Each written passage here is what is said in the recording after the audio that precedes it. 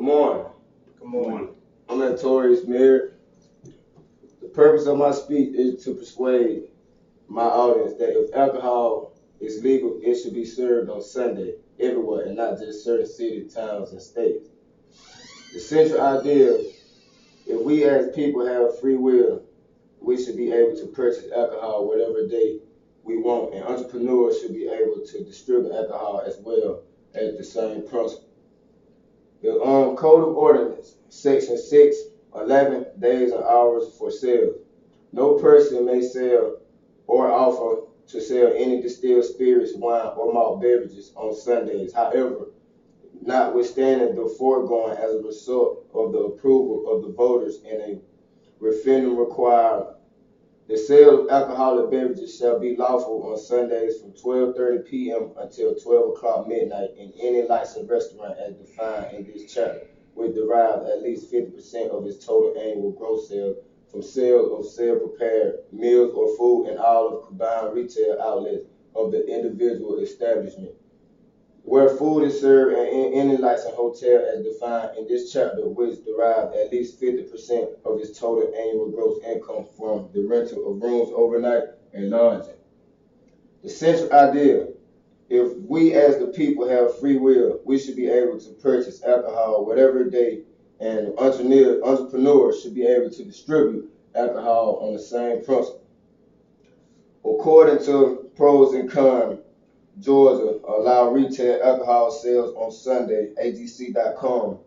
Despite Americus' overwhelming repeal of prohibition, more than 75 years ago, Georgia remains one of the last landouts continuing to block the sale of alcohol at private retail stores on Sunday, a ban that costs the state millions annually in lost tax revenue. So why do we as a state lose so much tax revenue on Sunday? By banning private retail of alcohol, but allows restaurants to serve alcohol on Sunday. How can this be efficient for our community? How can it be efficient for our city? 220. If it's start winning about 7. If it is limiting free will and resulting in a loss of tax revenue. Those Sunday sales have been rigorously debated for several years now. This year, there is hope for majority of Georgians who support repealing the old blue law. Government deal has said more than once the arcade ban isn't an issue for him and that he has signed legislation if it comes to his desk. Many Georgians will raise a toast to that.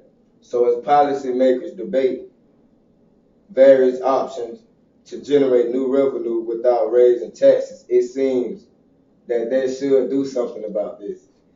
According to pros and cons of alcohol sales, the Augusta Chronicle, the availability of retail alcohol on Sundays will draw shoppers to Augusta.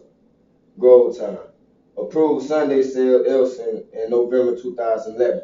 The only way you receive the additional revenue is if you're the first district Republican Party Chairman Dave Barbie said.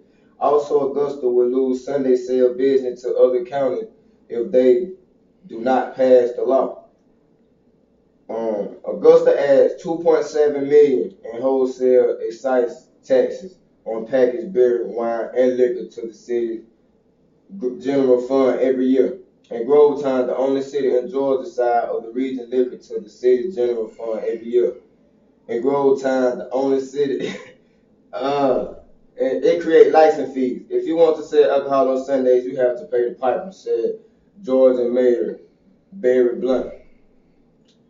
According to Municode Library, municode.com, as a state, local governments cannot rely on religious reasons for the ban on Sunday alcohol sales. The local government's justification for these restrictions must come from other factors. There are 20 plus surrounding counties of Sumter County that sell alcohol on Sundays. Unfortunately, this leads citizens of Americus, Georgia, and the rest of Sumter County to take thousands of dollars monthly elsewhere outside of our community.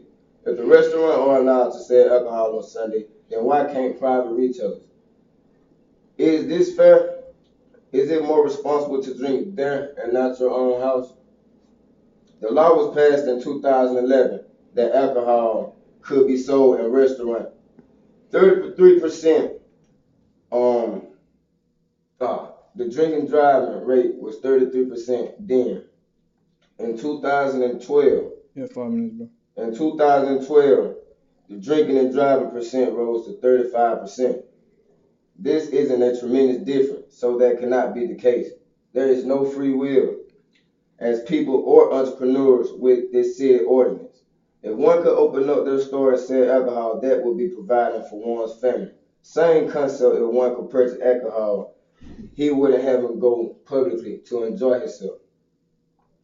If we continue to ban the sale of alcohol on Sundays in Americus, Georgia, we will continue to lose tax revenue and the community will stay at risk for driving to surrounding counties for alcohol and possibly the risk of consuming alcohol outside of the town and forcing to get caught drinking and driving. This is not safe. 1 minute. Also, if we continue the ordinance, it will continue being a limitation of free will. It will continue being a limitation of free will. The idea of changing this ordinance has been in the air for 2 years now. According to TheGuardian.com, it's insane how we're making it easier to buy guns but still want to abandon alcohol. I am currently looking for ways to reach out to our leaders and see is there a way we can petition for the change. According to ATC.com, consumer demographics clearly have changed since 1933. 30 seconds. Sunday has become the second busiest retail shopping day of the week. As consumers spend Sundays at malls, shopping for grocery and eating and drinking at restaurants, Georgia spirits merchants have no choice but to turn customers away at the door.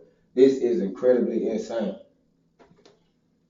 This will conclude my speech. Hopefully you guys will want to join and petition so we can get some tax revenue to Americus, Georgia. All right.